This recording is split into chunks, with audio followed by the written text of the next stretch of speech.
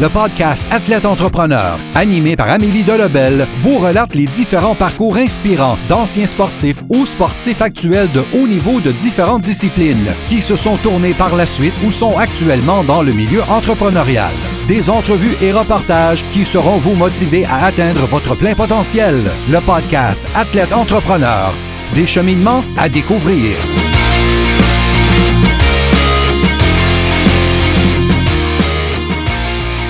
Bonjour à tous, ici votre hôtesse Amélie Delebel et je suis très heureuse de vous accueillir sur mon podcast Athlète Entrepreneur pour cet épisode 084 sur les bienfaits d'une vie active avec Natacha Gagné. Athlète Entrepreneur est un podcast qui a pour but de motiver les athlètes ou anciens athlètes qui souhaitent se lancer en affaires. Avant de vous parler de mon invité du jour, je voulais vous inciter à rejoindre le seul groupe Facebook d'athlètes entrepreneurs de la francophonie. Ce que vous y retrouverez, une belle communauté d'échanges, de partage et de conseils pour aider votre entreprise à passer au prochain niveau. Pour ce faire, simplement aller au ameliedelebel.com/groupe et répondre à 3 petites questions. Au plaisir de vous accueillir. Également, je ne sais pas si vous l'aviez entendu, mais j'utilise mon nouvel équipement comme mentionné à l'épisode 075. En fait, je l'utilise depuis la semaine dernière à l'épisode 083. Donc, en souhaitant que vous aimez ce nouveau son autant que moi.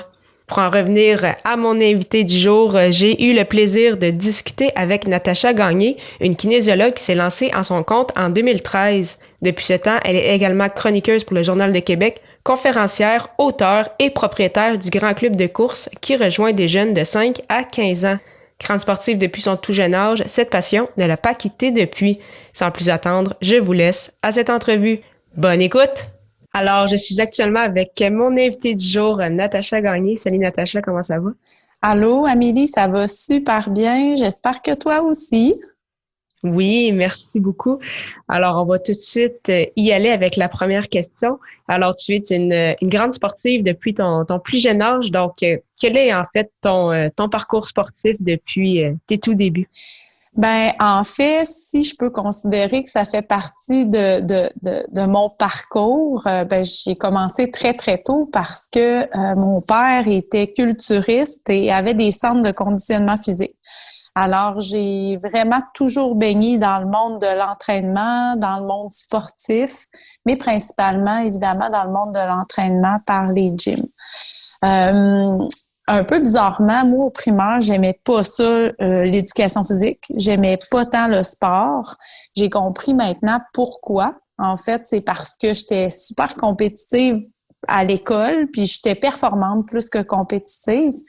Puis, ça me convenait moins de faire pas gagner mes amis ou d'avoir un impact négatif dans la réussite des autres.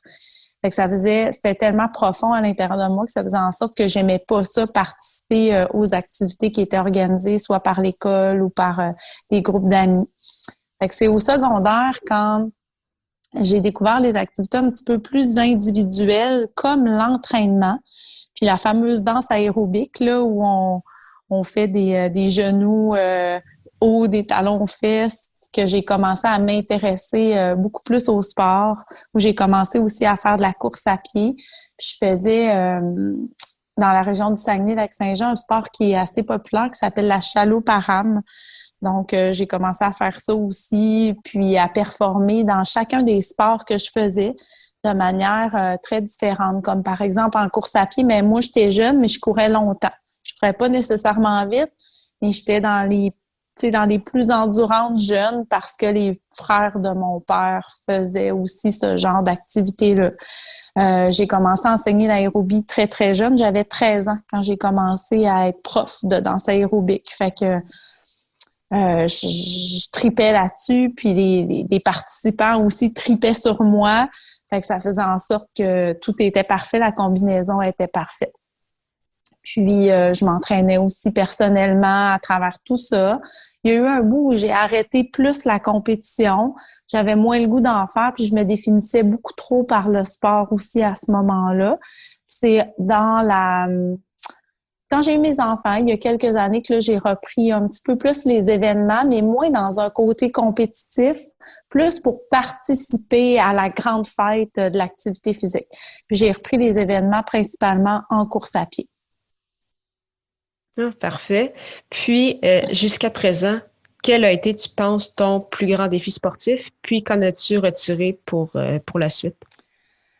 Bizarrement, là, puis spontanément aussi, je te dirais que mon plus grand défi sportif, c'est en lien un peu avec l'entrevue qu'on a aujourd'hui, c'est de me lancer en affaires comme entrepreneur dans le domaine sportif. C'est vraiment mon plus grand défi sportif, celui dans lequel j'ai le plus de défis.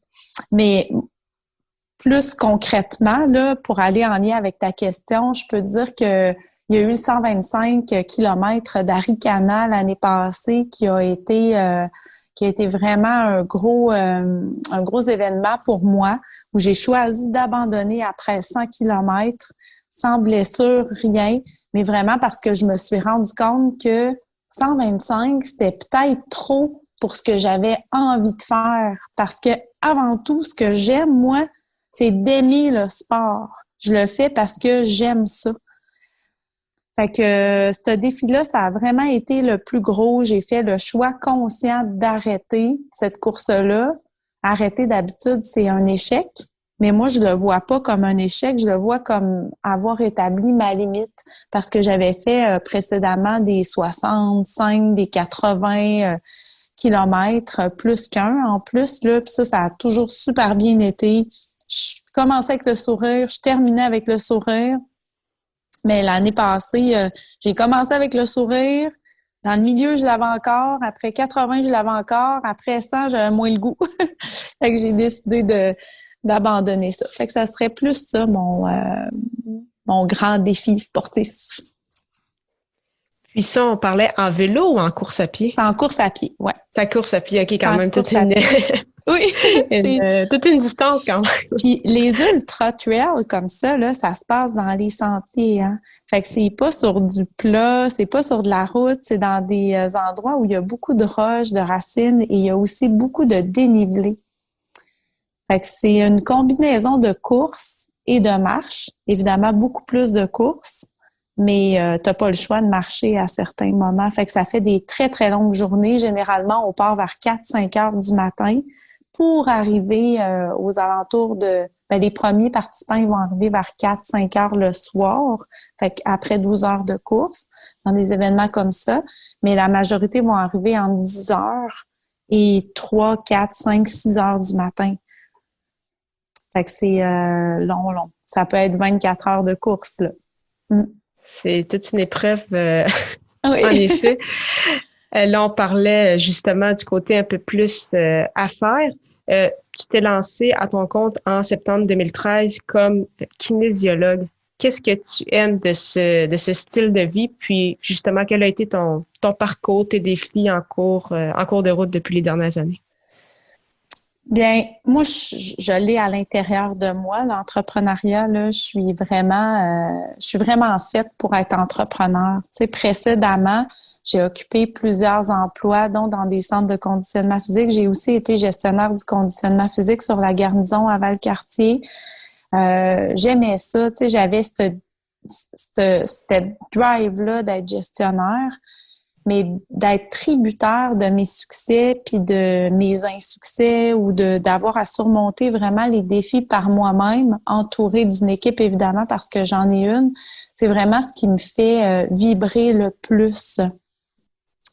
Donc, en 2014, j'ai décidé de quitter cet emploi-là à la base militaire où j'étais moins dans l'intervention, je participais pas au day-to-day avec le client, avec les militaires, avec la communauté militaire, le cas échéant. Tu sais, j'étais plus toujours en réaction, en proaction, essayer de régler des problèmes ou de prévoir des choses, de faire des plans, ce qui fait aussi maintenant partie de ma vie d'entrepreneur, mais je choisis aussi d'intervenir auprès du client.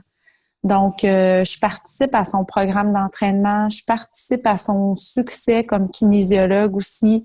Je réfléchis pas juste pour monter un plan ou un budget, mais je réfléchis aussi pour que mon client bouge le mieux possible, puis pour l'amener à être une meilleure personne en soi, tu sais. moins pour juste mener une organisation à être en santé financière, mais plus un humain à être en santé physique.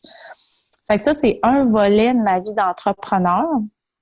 Puis il y en a un autre qui est comme venu se greffer par la bande qui s'appelle le Grand Club de course, qui sont des clubs de course pour les enfants. J'ai commencé l'automne tout de suite après avoir quitté mon travail à Valcartier parce que je courais avec mon enfant déjà. Fait que je me suis dit, je vais me faire un cours de groupe pour les enfants qui aiment la course, puis je vais leur faire travailler vitesse, puissance, plus qu'endurance. Je courais déjà avec mon fils quelques fois dans la semaine. Puis ça faisait plusieurs années que je faisais ça. Fait que je me suis dit, je vais l'amuser par la course. Puis ça a tellement été un succès que le printemps qui a suivi cet automne-là, j'avais 7 ou 9 clubs.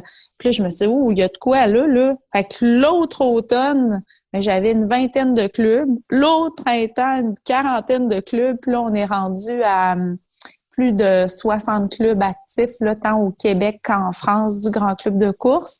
Puis quand je dis au Québec, c'est à peu près partout dans la province. Puis ceux qu'on peut pas rejoindre par les clubs physiques, donc les moments où on les entraîne, on peut les rejoindre par des cours virtuels ou encore par un livre qu'on a écrit qui s'appelle Mon grand journal de course. Fait qu'on est capable de toucher tous les enfants coureurs francophones.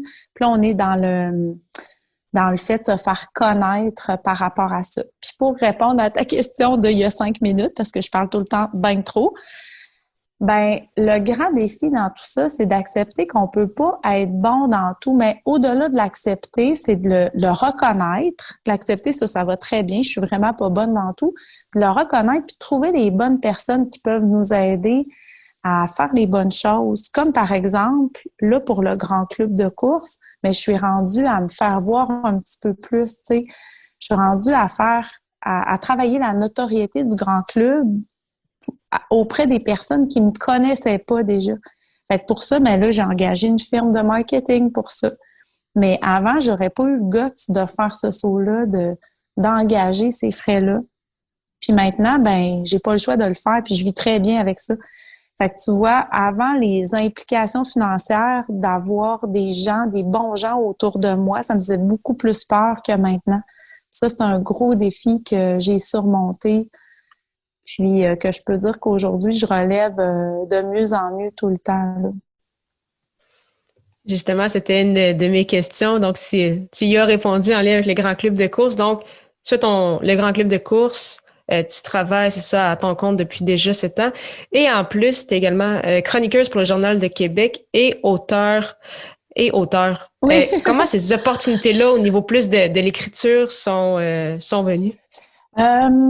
Pour les livres, moi, j'ai le privilège d'avoir une clientèle très, très, très variée. Comme kinésiologue, je suis entraîneur privé. Alors, j'ai plein de gens autour de moi qui font diverses choses aussi. Puis, j'ai beaucoup d'entrepreneurs. Puis, j'ai une cliente qui s'appelle Linda Dallaire qui, elle, édite des livres, qui a une maison d'édition pour enfants. Puis je voyais un peu qu'est-ce qu'elle faisait, je trouvais ça tellement intéressant, puis je lui ai proposé d'écrire des livres pour les enfants, pour faire bouger les enfants. Puis elle est embarquée à 100% dans ce projet-là. Là, j'en ai 2 qui sont en route, 2 autres aussi. Un qui va parler un peu plus de hockey versus apprentissage, parce que la maison d'édition dans laquelle j'interviens, c'est beaucoup d'apprentissage. Donc, c'est pas juste une histoire, c'est une histoire, mais qui va t'apprendre des choses. Comme moi, c'est l'histoire qui va apprendre à bien bouger. Fait que j'en ai un sur le hockey puis un sur le cheerleading qui sont en route.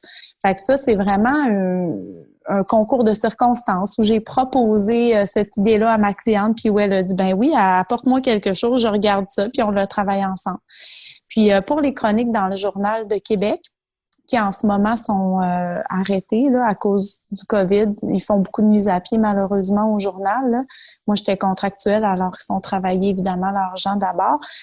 Ça a été encore là une audace. J'avais une cliente qui était la conjointe du directeur des sports au journal. Puis j'ai dit, hey, ça te prendrait une chronique de course à pied. Vous avez pas ça. Vous parlez juste de hockey, de baseball.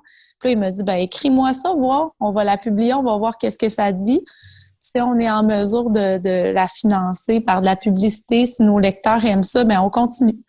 Puis, ça fait 2 ans et demi que ça dure, là, puis ça va sûrement reprendre éventuellement parce que ça allait très, très bien avant cette période-là peu normale dans laquelle on est actuellement, là. D'ailleurs, justement, qu'est-ce que la COVID a eu comme impact? Parce que là, pour justement les grands clubs, là, il fallait faire attention avec la distanciation, le nombre maximal de personnes, ou toi, justement, qui est avec une autre personne, je veux dire, est-ce que là, t'as fait ça un peu plus des fois en ligne, le kinésiologue, parce que C'est c'est plus difficile. Donc, comment tu t'es adapté justement avec tout ça? le plus gros impact, là, puis des fois, les gens le voient pas tant, c'est sur le moral de l'entrepreneur. Moi, j'ai trouvé ça dur, tu sais, puis je l'entends encore, il faut se réinventer, se réinventer. Mais se réinventer, ça a un coût en temps, en énergie, en émotion, dépendamment de la personne qu'on est, là. Moi, j'ai tellement trouvé ça dur, là, Amélie.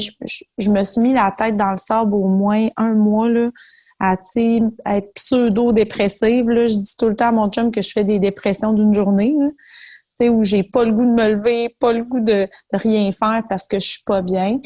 Fait que ça a été l'impact le plus grand de la COVID dans mes 2 entreprises. Évidemment, nous, le secteur de l'activité physique, on a été très touchés. Quand c'est arrivé au mois de mars, ben, je démarrais une saison du grand club de course. Alors, j'ai dû tout annuler les gens. Puis moi, j'ai toujours 2 saisons. Fait que printemps puis automne. Printemps, c'est ma grosse saison. C'est la saison où on accueille plus de 1000 enfants. Puis automne, c'est plus aux alentours de 300-400. Fait que j'ai dû faire tout plein de remboursements. J'ai vu une saison aussi où les inscriptions démarraient pas comme les autres. Fait que ça m'a amené plusieurs vertiges jusqu'à le moment fatidique où on nous a dit vous tiendrez pas vos activités, on arrête tout le sport, tous les sports chez les enfants et les adultes. Fait que ça a été assez difficile. Une chance qu'on a eu du soutien financier là, de la part du gouvernement. Mais actuellement, là, ça nous a permis de mettre en place des activités du Grand Club qui sont virtuelles. Donc, 1 fois par semaine, les enfants peuvent être via l'écran avec nous. En ce moment, c'est moins populaire. Je pense que ça va gagner en popularité. Parce qu'en ce moment, les enfants peuvent sortir. Fait que c'est sûr qu'on privilégie qu'ils soient dehors. Mais nous, on fait un beau combo de tout ça. Donc, on offre des activités extérieures, puis aussi des activités virtuelles. Puis le virtuel, c'est là pour rester. Fait que ça va pouvoir être utilisé après par les écoles, par les garderies, par tous les gens aussi qui veulent faire bouger leurs enfants de la maison, qui savent pas trop comment s'y prendre par rapport à la course à pied. Fait que ça, c'est quelque chose de nouveau qu'on a introduit au niveau du grand club de course. Maintenant, pour le travail de kinésiologue, ben, c'est repris un peu comme avant, mais c'est sûr que le contact client est moins là. Tu sais, moi, je suis une entraîneur qui a besoin du contact avec son client, puis le client a besoin du contact avec moi. Sinon, je suis pas la bonne kinésiologue pour ces gens-là. Fait que c'est sûr que le masque, la visière ou les lunettes, dépendamment de ce que je choisis de porter, parce que le masque est tout le temps obligatoire, ben ça amène une distance avec le client qui était pas là avant. Fait que je suis encore en adaptation là-dedans, mais pour nos activités, c'est pas mal la même chose, tu sais. Je dirais que le temps pour désinfecter les choses, puis le coût associé à ça aussi amène des revenus de moins, disons, mais on n'a pas le choix, paraît-il. Alors, on s'adapte. L'adaptation est une grande source, une grande clé de bonheur. Alors, j'essaie de m'adapter le plus possible dans la vie. Puis, ce serait quoi tes objectifs pour les prochaines années avec ton entreprise, donc personnellement, puis le grand club, et également, donc parallèle à ça, du point de vue sportif, si tu avais également des défis ou c'est ça, des défis personnels que tu souhaites relever?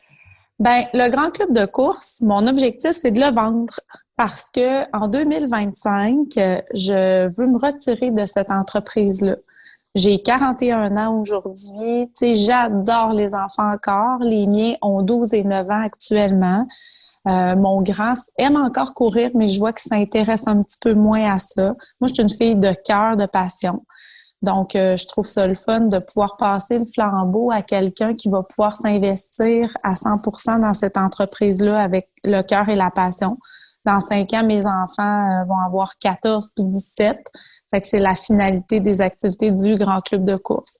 Fait que ça, je veux vendre cette entreprise-là, puis je veux vendre une belle entreprise en santé puis lui assurer une pérennité. Donc, je travaille là-dessus actuellement. Pour Natacha Gagné, kinésiologue, ben, je me vois encore continuer le même genre d'intervention avec mes clients. Je pense que la clientèle va changer aussi, va évoluer avec la manière dont moi j'évolue. Mais ce que je fais en ce moment, je veux le faire vraiment, vraiment, vraiment longtemps. Donc, je me laisse un peu porter par le flow. Tu sais, j'ai pas de plan quinquennal de Natacha Gagné, kinésiologue, comme j'en ai un pour le Grand Club de course. Tu sais, mon travail autonome, je le laisse aller. Puis moi, je dis tout le temps que je pourrais faire n'importe quoi. Tu sais, je pourrais travailler dans une épicerie puis être heureuse, mais je finirais par acheter l'épicerie. Tu sais, je pourrais travailler dans une pharmacie puis être heureuse, mais je finirais pharmacienne ou propriétaire de la pharmacie probablement, tu sais, où je commencerais une nouvelle aventure. Fait que je me laisse porter par les opportunités, non seulement de kinésiologue, mais d'entrepreneur. Tu sais, le X dans la vie sur lequel on doit être tout le temps, il bouge beaucoup.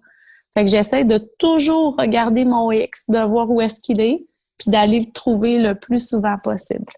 Puis dans les défis sportifs, ben la course à pied, ça fait tellement partie de ma vie, puis j'aime tellement ça, là. Fait que c'est sûr que je vais recourir des ultras.